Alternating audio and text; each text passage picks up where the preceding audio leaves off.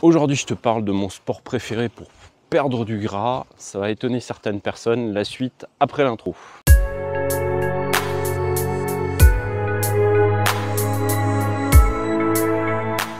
Salut, bienvenue sur la chaîne YouTube Green Escape. Mon nom est Jean-Loup. Et aujourd'hui, je te parle de mon sport préféré pour perdre du gras. Eh ben, c'est pas compliqué. C'est ce que je suis en train de faire. C'est la marche. La marche, soit sous forme de randonnée, soit la marche intégrée dans ma vie quotidienne, c'est-à-dire aller au travail, aller faire les courses, aller faire des démarches. C'est extrêmement efficace, mais pas pour tout le monde, et c'est ce que je vais un peu développer dans cette vidéo. Alors la marche présente plusieurs avantages par rapport au sport tel qu'on se représente un peu dans l'imaginaire, c'est-à-dire au cardio. Donc le cardio, ça va être du jogging, du VTT à une certaine intensité. La marche, c'est un sport aérobie, c'est-à-dire que pour brûler ou apporter de l'énergie aux muscles pendant que vous faites cette activité, vous utilisez de l'oxygène. Si vous faites une activité très intensive, vous passez pendant plusieurs minutes à un mode anaérobie. Ce n'est pas du tout les mêmes filières, mais ce qu'il faut retenir, c'est quand on est en mode aérobie, donc on brûle avec l'oxygène les glucides ou la graisse. Le mix, en fait, à faible intensité est plus favorable pour brûler de la graisse. Même si le cardio, vous allez brûler en pourcentage plus de graisse, parce que c'est plus intense, mais le mix est défavorable à la graisse, il y a quelque chose qui est moins intéressant quand on fait du cardio.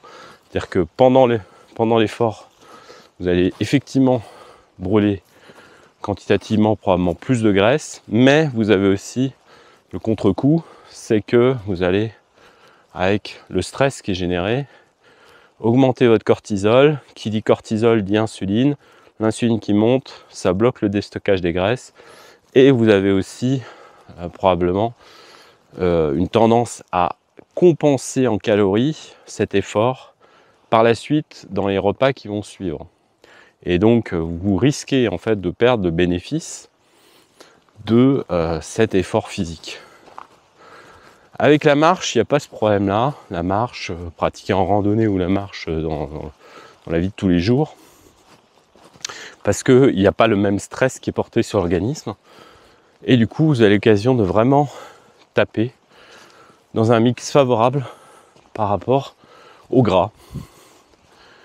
Et donc, moi, c'est ma méthode préférée aussi parce que elle n'est pas traumatisante pour les joints.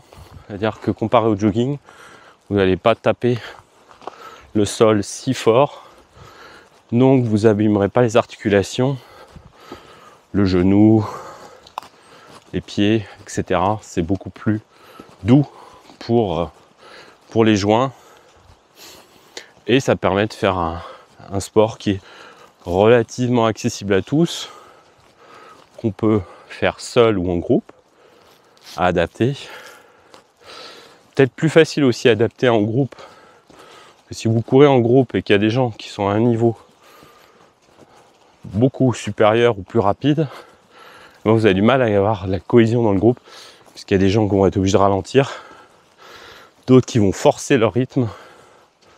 Et avec la marche, on peut moduler un peu plus facilement. Je ne dis pas qu'il n'y a pas des gens qui randonnent plus vite que d'autres, mais ça permet de rester dans une cohésion plus forte. C'est pour ça que la marche est effectivement très intéressant d'un point de vue aérobie. Si vous faites là comme ça une randonnée comme moi, alors les conditions sont un peu particulières aujourd'hui, donc ça rajoute encore à la dépense de calories, parce qu'on est en fait légèrement au-dessus de zéro. Il neige très légèrement, et je suis dans la nature, et donc ça me permet aussi de faire un bain de forêt et de profiter de toutes les molécules chimiques que la forêt a à offrir, les terpènes, etc. Ce qui permet de moduler l'humidité, de la stimuler. Donc vous avez un bénéfice supplémentaire encore à ce sport-là. Bon, qu'il faut dire qu'on aurait aussi si on faisait du jogging en forêt ou du VTT.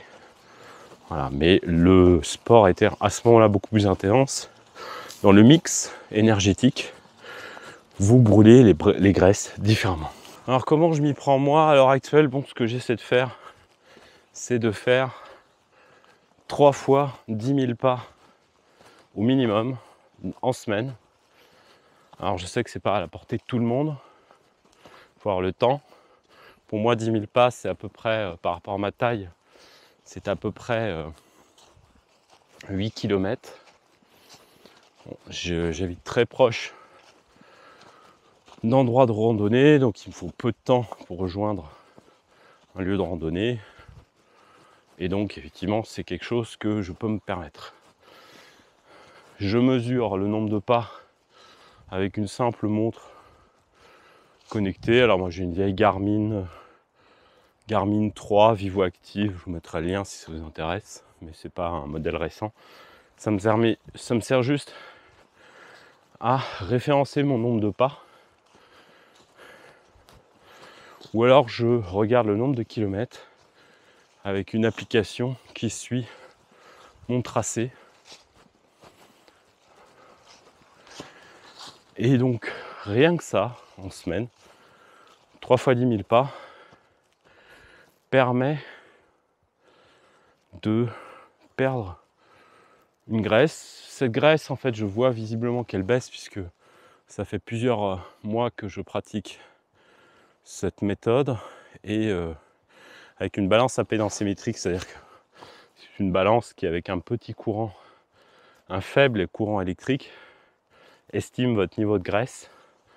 Ben, j'ai perdu plusieurs kilos de graisse, plusieurs pourcents de graisse, de masse graisseuse. Alors c'est accessible la marche à tout le monde. Vous pouvez toujours intégrer de la marche, même si vous n'avez pas le temps. C'est-à-dire en allant à pied au travail le matin, en revenant à pied le soir, en vous éloignant ou faisant vos courses à pied, si vous pouvez. Vous rajoutez un peu de masse aussi. Mais je vais expliquer là, dans la séquence suivante, que ça ne marche pas pour tout le monde. Il y a des conditions pour que la marche soit effectivement efficace en termes de perte graisseuse. Je vous dis ça tout de suite dans l'autre séquence. Cette méthode ne sera pas efficace pour tout le monde. Il y a plusieurs prérequis. C'est qu'il faudra avoir plutôt un physique important et un surpoids ou une masse musculaire conséquente, c'est-à-dire un gabarit qui soit important. Donc moi je vous dis, dans mon cas, et les conséquences que ça a. Donc moi je suis 1m76. À l'heure actuelle, j'ai encore un peu de gras à perdre et je pèse 96 kg pour 70 kg de masse sèche. La masse sèche, c'est les os, les muscles, tout ce qui reste quand on a enlevé le gras. Donc aujourd'hui, j'ai mon matériel de photo aussi sur moi, à peu près 6 kg. Donc en fait, je suis en train de faire une marche qui va durer à peu près 2 heures, 8 km, et je déplace 100 kg. Forcément, c'est pas la même chose de marcher pendant 2 heures et déplacer plus de 100 kg que quelqu'un qui fait 50 kg et qui va faire 2 heures de marche. Cette personne-là fait un effort inférieur et sa dépense en calories va être en conséquence proportionnellement plus faible. Donc on peut perdre de la graisse en marchant, en faisant de la randonnée, mais c'est beaucoup plus efficace chez les gens qui ont déjà une masse importante. Moi je dirais pour quelqu'un qui est en surpoids, quelqu'un qui a 10, 20 kg, voire plus. Voilà, parce que encore beaucoup plus, là vous aurez d'autres problèmes puisque vous avez à la base déjà du mal à vous déplacer, mais à vous d'adapter dans ce cas-là vos distances. Voilà, mais ça s'adresse effectivement à des gens qui ont de la masse, qu'elle soit musculaire ou qu'elle soit du gras à la base, mais ça permet donc de moduler assez facilement le gras parce que on est dans un mode métabolique qui vise spécifiquement cette ressource énergétique dans votre corps. Donc voilà, c'est pas la solution pour tout le monde, hein, c'est ça qu'il faut retenir. Mais pour moi, c'est idéal parce que, j'ai un gabarit qui est adéquat pour perdre du gras comme ça. En faisant comme ça, je stresse pas mon corps inutilement. Donc je vais pas avoir une sensation de faim et je vais pas surmanger après l'effort. Deuxièmement, ça me permet de faire des vidéos comme aujourd'hui ou encore de faire de la photo en même temps. Donc je joins l'utile à l'agréable. Ça me permet effectivement de produire, d'être plus productif, de faire autre chose. Mais ça permettrait aussi le matin, par exemple, vous êtes en train de marcher vers votre lieu de travail, vous pouvez tout à fait écouter un podcast, écouter une vidéo YouTube en regardant où vous marchez, juste l'écouter, ça va de soi. Ou alors carrément écouter un audiobook, en français, audio-livre, pour vous instruire en même temps que vous perdez du gras et que vous faites quelque chose pour votre santé. Voilà, moi c'est un peu ma méthode secrète, qu'il faut évidemment en parallèle. Il faut un régime adapté. Je vous encourage à vous abonner à ma newsletter, ma lettre d'information, où vous aurez un guide gratuit sur les méthodes de jeûne intermittent et sur les régimes faibles en glucides. Parce qu'évidemment, il faudra quand même manger correctement. Si vous grossissez en même temps que vous perdez la graisse, c'est vous ruiner tous vos efforts et c'est complètement stupide. Voilà, je vais prendre 2 secondes pour me réorienter parce que j'essaie de savoir si je suis sur le bon chemin. Et je suis parti dans une purée de poids absolument incroyable. Il y avait de la brume partout. Je ne voyais pas à 10 mètres. Là, à mesure que j'ai pris de l'altitude, évidemment, la brume se lève. Et je suis dans un endroit que je trouve un peu intéressant à photographier. Donc, je vais faire quelques photos aussi. Voilà, donc pour résumer, si c'est pour vous, utilisez la marche sous forme de randonnée ou de marche dans votre vie quotidienne pour perdre du gras. Ça marche, c'est accessible, peu coûteux, donc il n'y aurait pas de raison de s'en priver. A très bientôt pour de nouvelles vidéos. Ciao.